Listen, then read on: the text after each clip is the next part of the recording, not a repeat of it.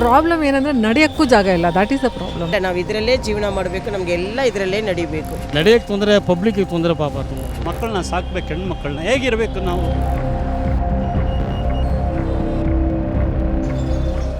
ಇವತ್ತು ನೀವು ನೋಡ್ತಾ ಇರುವಂತಹ ಈ ರಸ್ತೆ ಒಂದು ಸಮಯದಲ್ಲಿ ಸಿಕ್ಕಾಪಟ್ಟೆ ಜನಗಳಿಂದ ತುಂಬಿ ಹೋಗ್ತಾ ಇತ್ತು. ಇವತ್ತು ಕೂಡ ನಾವಿಲ್ಲಿ ಜನ ನೋಡ್ತಾ ಇದ್ದೀವಿ. ಆದರೆ ಒಂದು ವ್ಯತ್ಯಾಸ ಏನಪ್ಪಾ ಅಂತಂದ್ರೆ, ಇಲ್ಲಿ ಇದು ಪಾದಚಾರಿ ಮಾರ್ಗ ಆಗಿರೋದ್ರಿಂದ ಇಲ್ಲಿ ಪಾದಚಾರಿಗಳೇ ನಮಗೆ ಇವತ್ತು ಕಾಣಿಸ್ತಾ ಇದ್ದಾರೆ. ವ್ಯಾಪಾರಸ್ಥರು ಯಾರು ಕಾಣಿಸ್ತಾ ಇಲ್ಲ, ಅಂದ್ರೆ ಬೀದಿ ಬದಿ ವ್ಯಾಪಾರಿಗಳು ಕಾಣಿಸ್ತಾ ಇಲ್ಲ. ಇದಕ್ಕೆ ಮೇನ್ ರೀಸನ್ ಏನಪ್ಪಾ ಅಂದ್ರೆ, ಗ್ರೇಟರ್ ಬೆಂಗಳೂರು ಅಥಾರಿಟಿಯ ಸುರಕ್ಷಿತ ಪಾದಚಾರಿ ಮಾರ್ಗ ಅಭಿಯಾನ.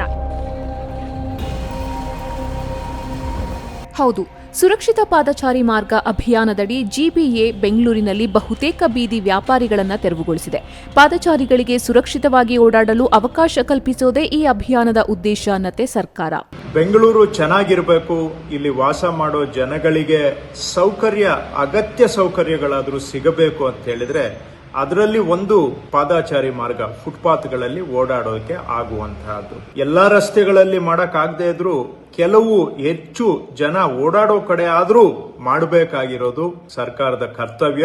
ಇದನ್ನ ನಾವು ಸರ್ಕಾರ ಈಡೇರಿಸಬೇಕಾಗಿರೋದು ನಮ್ಮ ಕರ್ತವ್ಯ.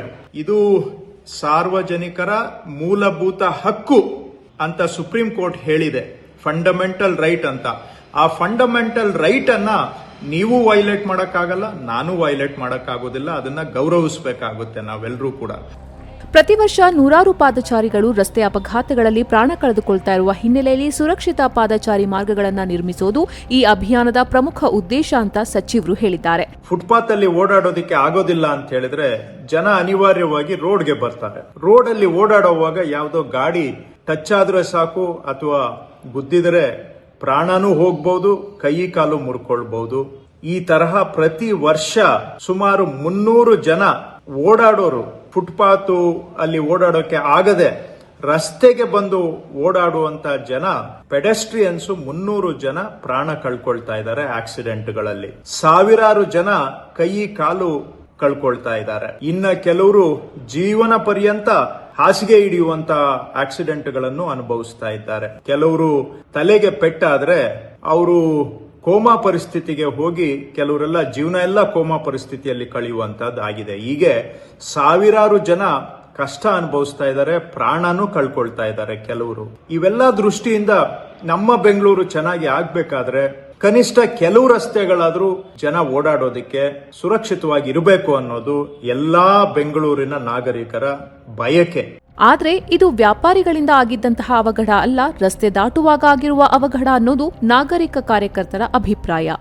WRI ಅನ್ನೋ ಒಂದು ಸಂಸ್ಥೆ ಇದನ್ನಾಗಲೇ ಒಂದು ಸಂಶೋಧನೆ ಮಾಡಿ 2017ರಿಂದ 2020ವರೆಗೂ ಪದಚಾರಿಗಳು ಯಾರು ಸತ್ತಿದ್ದಾರೆ ಬೆಂಗಳೂರಲ್ಲಿ ಅದ್ರ ಬಗ್ಗೆ ಒಂದು ಅನಾಲಿಸಿಸ್ ಮಾಡಿದಾಗ ನಮಗೇನು ತಿಳಿಯುತ್ತೆ ಅಂದರೆ 90% ಪದಚಾರಿಗಳು ಬೀದಿ ದಾಟುವಾಗ ಅಪಘಾತಕ್ಕೆ ಈಡಾಗಿರೋದು.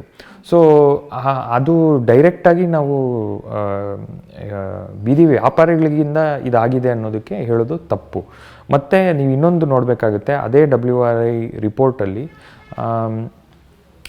ಎಲ್ಲಿ ಯಾವ ಜಾಗಗಳಲ್ಲಿ ಪಾದಚಾರಿಗಳು ಅಪಘಾತಕ್ಕೀಡಾಗಿದ್ದಾರೆ ಅಂದರೆ ಬಸ್ ಸ್ಟ್ಯಾಂಡುಗಳ ಹತ್ರ, ಮೆಟ್ರೋ ಸ್ಟೇಷನ್ ಹತ್ರ ಮತ್ತು ಬೀದಿ ದಾಟುವಾಗ ಪೆಡೆಸ್ಟ್ರಿಯನ್ ಕ್ರಾಸಿಂಗ್ಸಲ್ಲಿ ಅತಿ ಹೆಚ್ಚು ಅಪಘಾತಕ್ಕೀಡಾಗಿರೋದು. ಇನ್ನು ನಗರದ ಸುಮಾರು 15,000 ಕಿಲೋಮೀಟರ್ ರಸ್ತೆಗಳಲ್ಲಿ 1,500 ಕಿಲೋಮೀಟರ್ ಪ್ರಮುಖ ಮತ್ತು ಉಪಪ್ರಮುಖ ರಸ್ತೆಗಳನ್ನು ನಾನ್ ವೆಂಡಿಂಗ್ ಝೋನ್ಗಳಾಗಿ ಗುರುತಿಸಲಾಗ್ತಾ ಇದೆ. ಮಲ್ಲೇಶ್ವರಂ ಮಾರುಕಟ್ಟೆ ರಸ್ತೆ ಕೂಡ ಅಂತಹ ಪ್ರಮುಖ ರಸ್ತೆಗಳಲ್ಲಿ ಒಂದಾಗಿದೆ. ಇನ್ನು ಉಳಿದ 13,500 ಕಿಲೋಮೀಟರ್ ರಸ್ತೆಗಳನ್ನು ವೆಂಡಿಂಗ್ ಝೋನ್ಗಳಾಗಿ ಗುರುತಿಸಲಾಗ್ತಾ ಇದೆ. ಈ ಕಾರ್ಯಾಚರಣೆಯಲ್ಲಿ ಕೇವಲ ಬೀದಿ ಬದಿ ವ್ಯಾಪಾರಿಗಳನ್ನು ಮಾತ್ರವಲ್ಲ, ಪಾದಚಾರಿ ಮಾರ್ಗಗಳ ಮೇಲೆ ಅಕ್ರಮವಾಗಿ ನಿರ್ಮಾಣವಾಗಿರುವ ಅಂಗಡಿಗಳು ಹಾಗೂ ಇತರೆ ಅತಿಕ್ರಮಣಗಳನ್ನು ಅಧಿಕಾರಿಗಳು ತೆರವುಗೊಳಿಸುತ್ತಿದ್ದಾರೆ. ಆದರೆ ಈ ತೆರವು ಕಾರ್ಯದಿಂದ ತಮ್ಮ ಜೀವನೋಪಾಯಕ್ಕೆ ದೊಡ್ಡ ಹೊಡೆತ ಬಿದ್ದಿದೆ ಅಂತ ಬೀದಿ ವ್ಯಾಪಾರಿಗಳು ಆರೋಪಿಸುತ್ತಿದ್ದಾರೆ. ನಾವು ಹೆಂಗೆ ಸಾಲ ಕೊಟ್ಟವ್ರು ಸುಮ್ಮನೆ ಬಿಡ್ತಾರ ನಮ್ಮನ್ನ ನೋಡಿ. ನಾವು ಇವತ್ತು ನಿನ್ನೆ ವ್ಯಾಪಾರಕ್ಕೆ ಬಂದವರಲ್ಲ. ನಮ್ಮಮ್ಮ ವ್ಯಾಪಾರ ಮಾಡಿದ ಕಾಲದಿಂದ, ನಮ್ಮಮ್ಮ ರಿಟೈರ್ಡ್ ಆಗಿಬಿಟ್ರು ಈ ಗೌರ್ಮೆಂಟ್ ಕೆಲಸದಿಂದ, ಆಮೇಲೆ ನಾನು ಬಂದಿದ್ದೀನಿ. ಇದು ವ್ಯಾಪಾರ ಮಾಡಿದ್ರೇ ನಮಗೆ ಊಟ, ಇಲ್ಲಾಂದರೆ ಇಲ್ಲ. ನಾವು ಇದರಲ್ಲಿ ಮಕ್ಕಳನ್ನೂ ಸಾಕಬೇಕು, ಮಕ್ಕಳನ್ನೂ ಓದಿಸ್ಬೇಕು, ನಮಗೂ ಇದರಲ್ಲೇ ನಡಿಬೇಕು ಎಲ್ಲ. ನೋಡಿ ಇಷ್ಟು ಜಾಗನೂ ನಮಗೆ ಬಿಡಲ್ಲ ಅಂದರೆ ಗೌರ್ಮೆಂಟು ಹೆಂಗೆ? ಗೌರ್ಮೆಂಟಿಗೆ ಮಾತ್ರ ನಾವು ಓಟ್ ಹಾಕಬೇಕು, ಅದಕ್ಕೆ ನಾವು ಬೇಕು ಅಂದರೆ ಜಾಗ ಮಾತ್ರ ನಮ್ಗೆ ಕೊಡಲ್ಲ. ನಾವೇನು ಓದಿದ್ದೀವಾ, ಇಲ್ಲ ನಮ್ಗೆ ಆ ಕಾಲದಿಂದ ಓದಿಸಿ ಏನಾದರೂ ಒಂದು ಒಳ್ಳೆ ಕೆಲಸ ಕೊಟ್ಟವ್ರ, ಏನಾದರೂ ಒಂದು ಆಧಾರ ಇದ್ರೆ, ಇಲ್ಲ ಸ್ವಂತ ಮನೆ ಇದೆಯಾ, ಏನಿಲ್ಲ. ನಾವು ಇದರಲ್ಲೇ ಜೀವನ ಮಾಡಬೇಕು, ನಮಗೆಲ್ಲ ಇದರಲ್ಲೇ ನಡಿಬೇಕು. ಈಗ ಆಗಲೇ ಒಂದು ವಾರ ಆಯಿತು ಮೇಡಮ್, ನಾವು ಸರಿಯಾಗಿ ಊಟ ಮಾಡಿ.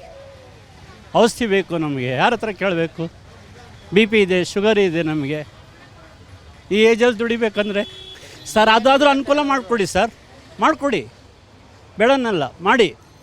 ಎಲ್ಲರಿಗೂ ಅನುಕೂಲ ಆಗೋ ಥರ ನಮಗೂ ಮಾಡಿಕೊಡಿ. ಇವತ್ತಿನ ದಿವಸ ಇವ್ರು ಬಂದು ಒಂದು ಆಶ್ವಾಸನೆ ಕೊಡ್ತಾರೆ, ಇನ್ನೊಬ್ಬರು ಒಂದು ಆಶ್ವಾಸನೆ ಕೊಡ್ತಾರೆ. ಆಶ್ವಾಸನೆ ಯಾವ ಥರ ಸರ್? ಇದನ್ನು ನಾವು ಯಾವ ಥರ ಪರಿಪಾಲನೆ ಮಾಡಬೇಕು? ನಮಗೇನು ಅನ್ವಯಿಸುತ್ತೆ? ಇದು ಬಡವರ ಹೊಟ್ಟೆ ಮೇಲೆ ಹೊಡೆಯುವ ಕೆಲಸ. ಬೀದಿ ಬದಿ ವ್ಯಾಪಾರವನ್ನೇ ನಂಬಿಕೊಂಡು ಬದುಕ್ತಾ ಇರುವ ವ್ಯಾಪಾರಿಗಳನ್ನ ತೆರವುಗೊಳಿಸಿ ಸರ್ಕಾರ ಅನ್ಯಾಯ ಮಾಡ್ತಾ ಇದೆ ಅಂತ ಬೀದಿ ಬದಿ ವ್ಯಾಪಾರಿಗಳ ಸಂಘಟನೆಗಳ ಒಕ್ಕೂಟದ ಅಧ್ಯಕ್ಷ ರಂಗಸ್ವಾಮಿ ಆರೋಪಿಸಿದ್ದಾರೆ. ಇವತ್ತು ಒತ್ತುವರಿದಾರರುಗಳನ್ನ ತೆರವುಗೊಳಿಸಬೇಕು. ನೋಡಿ, ದೊಡ್ಡ ದೊಡ್ಡ ಟ್ರ್ಯಾಕ್ಗಳು, ಲಾರಿಗಳು ಅಂಥವ್ರು ತೆರವುಗೊಳಿಸಬೇಕು. ಪಾಪ ಅಮಾಯಕರು ಬೀದಿ ಬದಿ ವ್ಯಾಪಾರಿಗಳನ್ನ ತೆರವುಗೊಳಿಸಿ ಎಲ್ಲೋಗುತ್ತೆ? ಅವರು ಜೀವನವನ್ನು ಸಾಕ್ತಾ ಇರೋದೇ ಫುಟ್ಪಾತ್ ವ್ಯಾಪಾರಿಗಳು. 100, 150, 200, 500 ರೂಪಾಯಿ ಸಂಪಾದನೆ ಮಾಡ್ತಾರೆ. ವಿಧವೆಯರು, ಮಹಿಳೆಯರು ಮತ್ತು ಅಂಗವಿಕಲವರು ಇವರೆಲ್ಲ ಎಲ್ಲಿ ಹೋಗ್ತಾರೆ? ಊಟಕ್ಕೆ ಕಷ್ಟ ಆಗುತ್ತೆ, ಟ್ಯಾಬ್ಲೆಟ್ ಕಷ್ಟ ಆಗುತ್ತೆ, ಮನೆ ಬಾಡಿಗೆ ಕಷ್ಟ ಆಗುತ್ತೆ. ಸುಮಾರು ಕರೆಗಳು ಬರ್ತಾ ಇದೆ ನನಗೆ.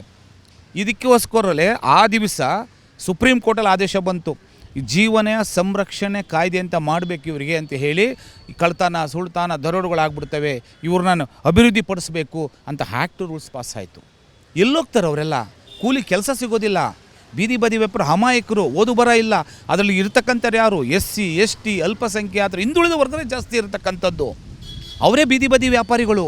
ಅಂಬೇಡ್ಕರ್ ಬರ್ತಕ್ಕಂಥ ಸಂವಿಧಾನದಲ್ಲಿರ್ತಕ್ಕಂಥವರೇ ಈ ಕಾನೂನು ಉಲ್ಲಂಘನೆ ಆದರೆ ಏನು ಮಾಡೋದು? ಅದಕ್ಕೆ ಇವಾಗ ಕೆಲವು ಜನರು ಸುಪ್ರೀಂ ಕೋರ್ಟ್ಗೆ, ಹೈಕೋರ್ಟ್ಗೆ ಹೋಗ್ತಾ ಇದ್ದಾರೆ. ನಾನು ದಯಮಾಡಿ ಹೇಳೋಕ್ಕೆ ಇಷ್ಟಪಡ್ತೀನಿ, ಅಧಿಕಾರಿಗಳಿಗೆ ಫಸ್ಟ್ ಮನವರಿಕೆ ಆಗಬೇಕು. ಅದನ್ನು ತಕ್ಷಣವೇ ವ್ಯವಸ್ಥೆ ಮಾಡಿಕೊಡಿ. ಯಾರೂ ತೆರವುಗೊಳಿಸಬೇಡಿ. ಮೇನ್ ರೋಡ್ ಆಗಿರಲಿ, ಗಲ್ಲಿ ಆಗಿರಲಿ, ಮತ್ತೊಂದು ಕಡೆ ಆಗಿರಲಿ, ಒಂದು ಪರಿಹಾರ ವ್ಯವಸ್ಥೆ ಮಾಡಿಕೊಡಿ. ಬಾಡಿಗೆ ಫಿಕ್ಸ್ ಆಗುತ್ತೆ. ವರ್ಷದ ಬಾಡಿಗೆ 6 ಅಡಿ 4 ಅಡಿ ಒಬ್ರಿಗೆ ವ್ಯವಸ್ಥೆ ಇರೋದು. ಆ್ಯಕ್ಟ್ ಪ್ರಕಾರವಾಗಿ ಜಾಗ ಮಾಡಿಕೊಳ್ಳಿ, ನಾವು ಸಿದ್ಧವಾಗಿದ್ದೀವಿ. ಓಕೆ. ಇನ್ನೊಂದೆಡೆ 2014ರ ಬೀದಿ ಬದಿ ವ್ಯಾಪಾರಿಗಳ ಕಾಯ್ದೆಯ ಪ್ರಕಾರ ಟೌನ್ ವೆಂಡಿಂಗ್ ಕಮಿಟಿ ರಚಿಸಿ ಸಮೀಕ್ಷೆ ನಡೆಸಿ ವ್ಯಾಪಾರಿಗಳಿಗೆ ವೆಂಡಿಂಗ್ ಝೋನ್ಗಳನ್ನು ಕಲ್ಪಿಸಬೇಕು. ಬೆಂಗಳೂರಿನಲ್ಲಿ ಸುಮಾರು 27,000 ಬೀದಿ ಬದಿ ವ್ಯಾಪಾರಿಗಳನ್ನು ಗುರುತಿಸಲಾಗಿದ್ರೂ ಎಲ್ಲರಿಗೂ ಇನ್ನೂ ವೆಂಡಿಂಗ್ ಝೋನ್ಗಳನ್ನು ಹಂಚಿಕೆ ಮಾಡಿಲ್ಲ ಅನ್ನೋದು ಆರೋಪ. ಸೊ 2014ರಲ್ಲಿ ಪಾರ್ಲಿಮೆಂಟ್ ಒಂದು ಸ್ಟ್ರೀಟ್ ವೆಂಡರ್ಸ್ ಲಾ ಪಾಸ್ ಮಾಡಿದಾಗ ಅದರ ಪ್ರಕಾರವಾಗಿ ರಾಜ್ಯ ಸರ್ಕಾರಗಳು ಲೋಕಲ್ ಟೌನ್ ವೆಂಡಿಂಗ್ ಕಮಿಟಿ ರೂಲ್ಸ್ನ ನಿಯಮ ಅವರು ಮಾಡಬೇಕಾಗಿತ್ತು. ಆ ಟೌನ್ ವೆಂಡಿಂಗ್ ಕಮಿಟಿ ಅಂದರೆ ಏನು? ಅದರಲ್ಲಿ ಯಾರು ಇರಬೇಕು? ಫಸ್ಟು ಮುನಿಸಿಪಲ್ ಅಥಾರಿಟೀಸ್ ಇರಬೇಕು, ರೆಸಿಡೆಂಟ್ ವೆಲ್ಫೇರ್ ಅಸೋಸಿಯೇಷನ್ ಅವರು ಇರಬೇಕು, ordinary citizens, NGOs, traffic police, civil police ಎಲ್ಲರೂ. ಬಟ್ ಅತಿ ಮುಖ್ಯವಾಗಿ 40% ಅದರಲ್ಲಿ ಬೀದಿ ವ್ಯಾಪಾರಿಗಳು ಇರಬೇಕು ಅಂತ ರೂಲ್ಸಲ್ಲಿ ಆಲ್ರೆಡಿ ನಿಯಮ ಆಗಿದೆ. ಅದು ಕ್ಲಿಯರಾಗಿ ಅದನ್ನು ನಾವು ಸರಿಯಾಗಿ ಪಾಲನೆ ಮಾಡಿಲ್ಲ ಇಲ್ಲಿವರೆಗೂ. ನಮ್ಮ BBMP ಎಲೆಕ್ಷನ್ ಆಗಿ ಈಗಾಗಲೇ 8 ವರ್ಷದ ಮೇಲಾಗಿದೆ. ಸೊ ಅಲ್ಲಿ ಇವಾಗ ಹೇಗೆ ಈ ಕಮಿಟಿಗಳಲ್ಲಿ ಮತ್ತು ಹೇಗೆ ಫಂಕ್ಷನ್ ಆಯಿತು, ಅದು ಆ ಪ್ರಶ್ನೆ ಯಾರು ನಾವು ಸರಿಯಾಗಿ ಕೇಳ್ತಾ ಇಲ್ಲ. ನಮ್ಮ ಮೊದಲನೇ ಬೇಡಿಕೆ ಏನಂದರೆ, ನೀವು ಫುಟ್ಪಾತ್ ವ್ಯಾಪಾರ ಮಾಡೋರನ್ನ ತೆರವುಗೊಳಿಸ್ಬೇಕಂತ ನಿಮ್ಮಲ್ಲಿದ್ದರೆ 2014 ಆ್ಯಕ್ಟ್ರಲ್ಲಿ ಏನಿದೆ ಅದನ್ನು ನೋಡಿಕೊಂಡು ಅದರ ಪ್ರಕಾರದಲ್ಲಿ ನಮಗೆ ಏನು ಮಾಡಿಕೊಡ್ಬೇಕು ಅದನ್ನು ಮಾಡಿಕೊಟ್ಟು ನಮಗೆ ಕಾಲಾವಕಾಶ ಕೊಟ್ಟು ನಮಗೆ ಬೇಕಾದ ಆಲ್ಟರ್ನೇಟ್ ಜಾಗ, ಅದು ನಾವು ಕೇಳಲಿ, ಅವ್ರು ಹೇಳ್ದಲ್ಲಿ ಆಗಲ್ಲ.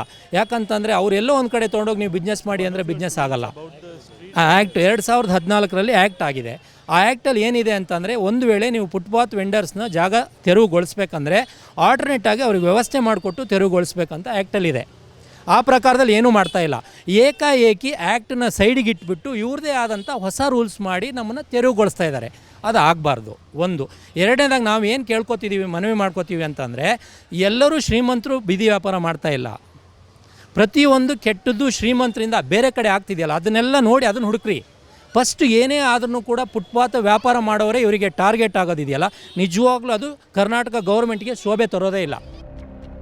ಈ ಕಾರ್ಯಾಚರಣೆಗೆ ಸಾರ್ವಜನಿಕರಿಂದ ಮಿಶ್ರ ಪ್ರತಿಕ್ರಿಯೆ ವ್ಯಕ್ತವಾಗ್ತಾ ಇದೆ. ಕೆಲವರು ಫುಟ್ಪಾತ್ಗಳು ಅತಿಕ್ರಮಣದಿಂದ ಮುಕ್ತವಾಗಿರೋದು ಒಳ್ಳೆಯ ಬೆಳವಣಿಗೆ, ಈಗ ಪಾದಚಾರಿಗಳಿಗೆ ಸುಗಮವಾಗಿ ಓಡಾಡಲು ಅವಕಾಶ ಸಿಕ್ಕಿದೆ ಅಂತ ಅಭಿಪ್ರಾಯ ವ್ಯಕ್ತಪಡಿಸಿದ್ದಾರೆ. ನನ್ನ ಅಭಿಪ್ರಾಯ ಇಲ್ಲಿ ಅದು ಕ್ಲಿಯರ್ ಮಾಡಿದ್ದು ಒಳ್ಳೆಯದೇ, ಬಿಕಾಸ್ ಸ್ವಲ್ಪ ಟ್ರಾಫಿಕ್ ಕಡಿಮೆ ಆಯಿತು. ಬಟ್ ಕಂಪ್ಲೀಟಾಗಿ ಹೋಗಿದ್ರೆ ಅವರೆಲ್ಲ ಕಷ್ಟಪಡ್ತಾರಲ್ವ ಪಾಪ, ಅದಕ್ಕೂ ಗೌರ್ಮೆಂಟ್ ಏನಾದರೂ ಮಾಡ್ಬೋದು. ಬಟ್ ಯೂಶ್ವಲಿ ಇಲ್ಲಿ ಟ್ರಾಫಿಕ್ ನಾನು ಯಾವಾಗ ಬಂದ್ರೂ ಸಿಕ್ಕಾಕೋತೀನಿ. ಇವತ್ತು ಸ್ವಲ್ಪ ಫ್ರೀಯಾಗಿ ಬಂದೆ. ಇಲ್ಲಿ ನಮಗೆ ಪ್ರಾಬ್ಲಮ್ ಏನಂದರೆ ನಡೆಯೋಕ್ಕೂ ಜಾಗ ಇಲ್ಲ, ದ್ಯಾಟ್ ಈಸ್ ದ ಪ್ರಾಬ್ಲಮ್ ಅಷ್ಟೇ. ಸೊ ಅವ್ರಿಗೇನಾದರೂ ಅಲ್ಲಿ ಮಾರ್ಕೆಟೆಲ್ಲ ಇದೆಯಲ್ಲ, ಅಲ್ಲೇನಾದ್ರು ವ್ಯವಸ್ಥೆ ಮಾಡಿಕೊಟ್ರೆ ಅವ್ರಿಗೂ ಹೆಲ್ಪ್ ಆಗುತ್ತೆ. We don't want to hit them on their stomach. But ನಮಗೂ ಓಡಾಡೋಕ್ಕೆ ಪೆಡೆಸ್ಟ್ರಿಯನ್ ಇದು ಇಲ್ಲ, ಅದು ಪ್ರಾಬ್ಲಮ್ ಇಲ್ಲ. ಟೈಮ್ ವೇಸ್ಟು ಬರೀ ನಡೆಯೋದಕ್ಕೇ, ಯಾಕಂದರೆ ವೆಹಿಕಲ್ಸು ಬರ್ತಾ ಇರುತ್ತೆ, ನಮಗೆ ನಡೆಯೋಕ್ಕೆ ಜಾಗನೂ ಇಲ್ಲ, ಫುಲ್ ಪೆಡೆಸ್ಟ್ರಿಯನ್ಸು, ನಮ್ಗೆ ಅವ್ರನ್ನ ಇದು ಮಾಡೋಕ್ಕೂ ಇಷ್ಟ ಇಲ್ಲ.